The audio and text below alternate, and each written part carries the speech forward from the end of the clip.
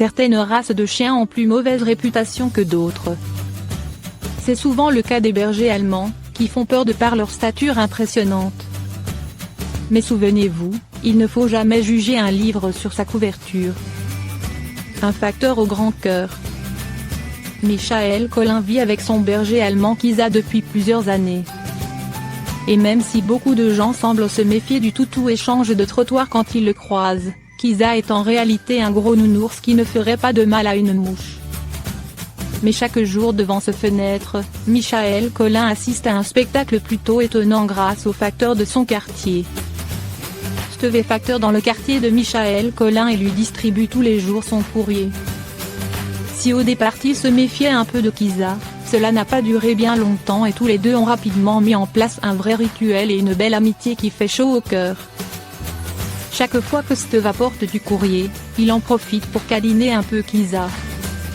Mais ce n'est pas tout. Car même lorsque Steve n'a aucun courrier à distribuer, il prend le temps de passer voir Kisa pour lui dire bonjour. D'ailleurs, Kisa s'approche au moindre signe de son ami. Un joli but. Sur Facebook, Michael Collin a posté un message et une vidéo de Steve en compagnie de Kisa.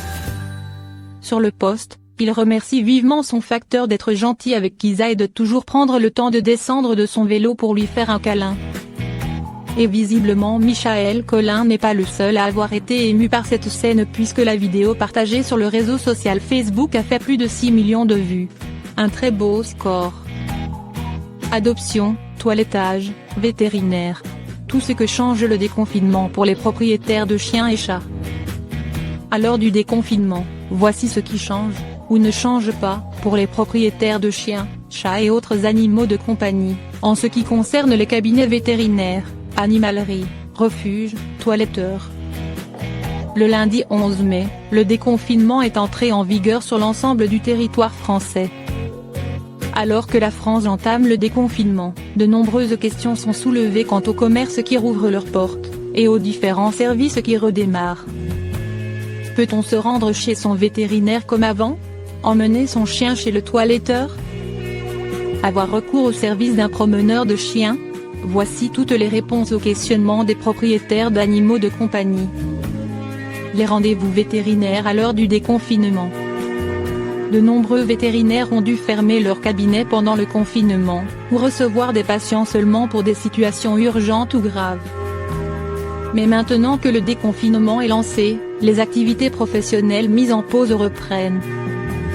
Contactez votre vétérinaire par téléphone afin d'obtenir un rendez-vous, ne vous y rendez pas sans prévenir. Il vous faudra suivre un protocole pour assurer la sécurité de tous. L'ordre des vétérinaires recommande de se rendre au rendez-vous non accompagné, avec un masque, sans enfant. Les cabinets seront équipés d'un marquage au sol pour assurer la distanciation sociale entre les personnes. Les visites vétérinaires à domicile seront même possibles dans certains cas, même si elles demanderont des précautions supplémentaires, à la fois pour les soignants et les propriétaires d'animaux de compagnie. Dans tous les cas, contactez votre vétérinaire pour vous assurer de la marche à suivre, et précisez la raison qui motive votre rendez-vous pour que vous puissiez faire soigner votre animal dans les meilleures conditions. Déconfinement, comment balader son chien en toute sécurité? Dans toutes les zones de déconfinement, allant du rouge au vert, il est désormais possible de sortir promener son chien sans attestation, pour la durée souhaitée et ce dans un rayon de 100 km autour de votre domicile. En somme, vous pouvez légalement promener votre chien presque comme avant, sans craindre une amende. Toutefois, les conseils de notre article coronavirus, comment promener son chien sans prendre de risques, sont toujours valables. Pour votre sécurité, il faut garder votre chien en laisse, ne pas toucher ou approcher d'autres chiens, ou laisser des passants approcher le vôtre. Le virus est toujours en circulation, ainsi il faut rester vigilant et toujours respecter la distanciation sociale avec les personnes que vous croiserez lors de vos sorties. Covid-19, les animaleries sont-elles ouvertes? Les animaleries faisaient partie des commerces de première nécessité qui restaient ouverts pendant le confinement, afin que les propriétaires puissent acheter de quoi nourrir leurs animaux. Ces magasins sont donc toujours ouverts et accessibles à volonté, même s'il faut toujours garder ses distances par rapport aux autres consommateurs, ne pas toucher à des produits que vous n'achèterez pas, et se désinfecter les mains en entrant dans le magasin. Peut-on adopter un animal en refuge pendant la crise du coronavirus ? Pendant le confinement, l'ASPA avait mis en place un protocole d'adoption solidaire pour certains animaux, qui reposait sur des démarches la ligne et au téléphone, et une rencontre avec l'animal qui se déroulait à l'extérieur du refuge, sur rendez-vous, pour éviter tout contact avec le personnel du refuge. À l'heure du déconfinement, ce protocole évolue. Désormais, tous les animaux sont de nouveau disponibles à l'adoption. De plus, les refuges sont fermés au public, et les adoptions continuent de se faire sur rendez-vous, et ce jusqu'à nouvel ordre. Il sera désormais possible de se rendre au rendez-vous à plusieurs, en famille par exemple, pour accueillir le nouveau membre de la famille comme il se doit. Si vous avez déjà un chien et voulez le présenter à votre nouvel animal au refuge pour voir si le courant passe bien, c'est désormais autorisé et même recommandé. Les adoptants en devenir peuvent prendre contact avec les refuges au téléphone, par mail ou via les réseaux sociaux, et attendre un retour de leur part pour la suite du processus. Lors du rendez-vous, il faudra respecter l'heure convenue, et ne pas entrer dans le refuge en avance ou en retard. Vous pouvez toujours attendre dans votre voiture quelques minutes si vous arrivez quelques minutes avant l'heure. Portez obligatoirement un masque et se désinfecter les mains en entrant au refuge. Respectez la distanciation sociale d'1 mètre à tout moment, et respectez les marquages et flèches au sol. Avoir son propre stylo et ses papiers d'identité. Retrouvez plus de détails sur le site de l'ASPA. Dans l'ensemble, les refuges qui ne font pas partie de l'ASPA sont nombreux à être fermés au public, et proposent eux aussi des adoptions sur rendez-vous. Renseignez-vous en ligne ou au téléphone auprès du refuge en question pour poser vos questions. Sur la rubrique Adoption de Vamise, vous trouverez des animaux issus de refuges partout en France et qui sont disponibles à l'adoption dès aujourd'hui. Renseignez-vous si vous avez décidé d'accueillir un nouvel animal dans votre vie, les refuges sont particulièrement pleins à cause des contraintes du confinement. Peut-on acheter un chien ou chat chez un éleveur à partir du 11 mai ? Grâce à une demande du Syndicat national de profession du chat et du chien, SNPCC, de nombreux métiers du chien et du chat ont pu reprendre vers la fin du confinement, et s'ensuivant des protocoles sanitaires stricts. Maintenant que le déconfinement est lancé, la reprise des activités est plus aisée, même si toujours contrôlée.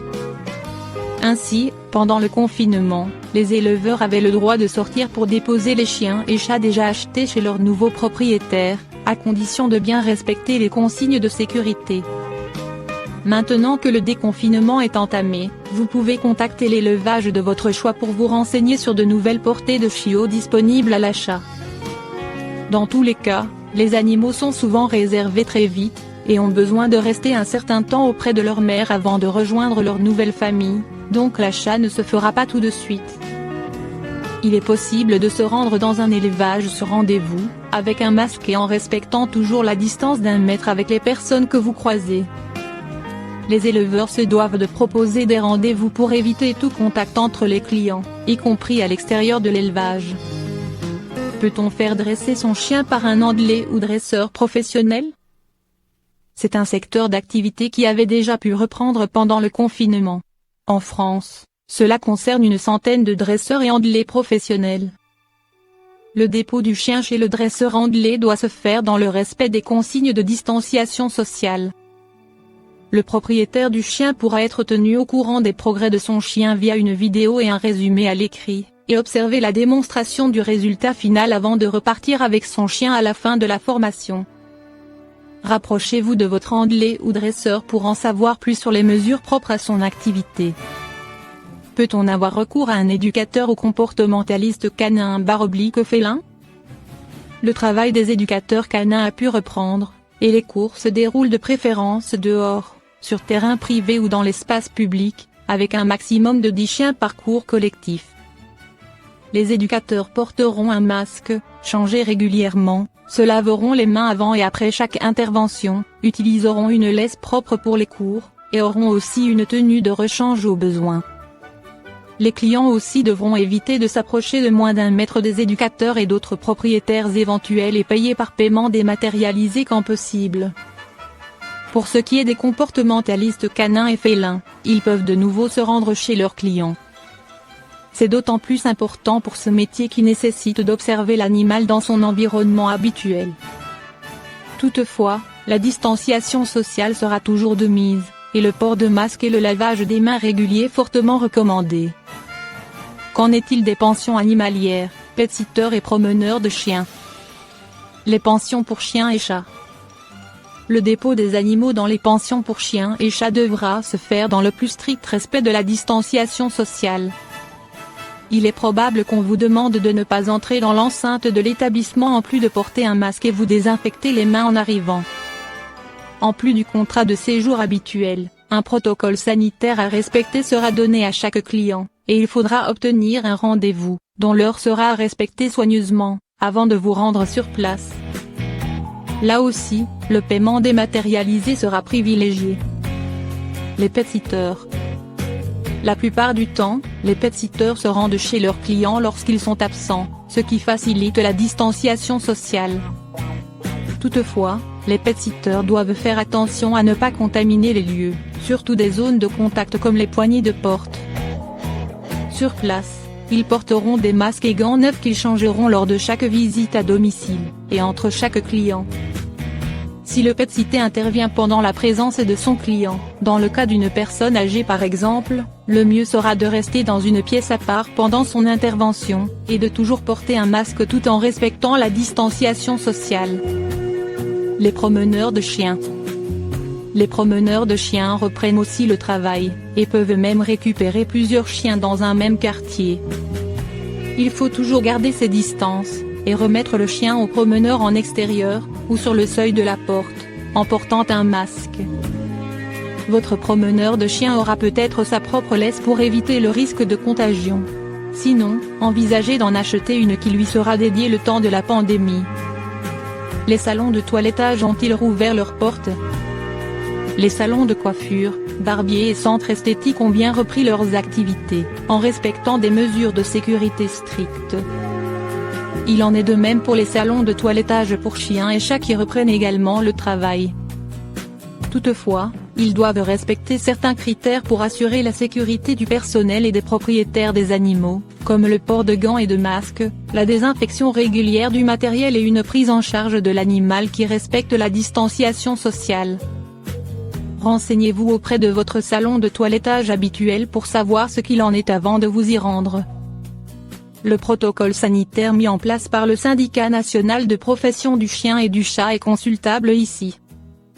Retrouvez-y tous les détails par profession et par activité, pour une reprise en toute sérénité. Profitez bien du déconfinement avec votre animal, et prenez soin de vous.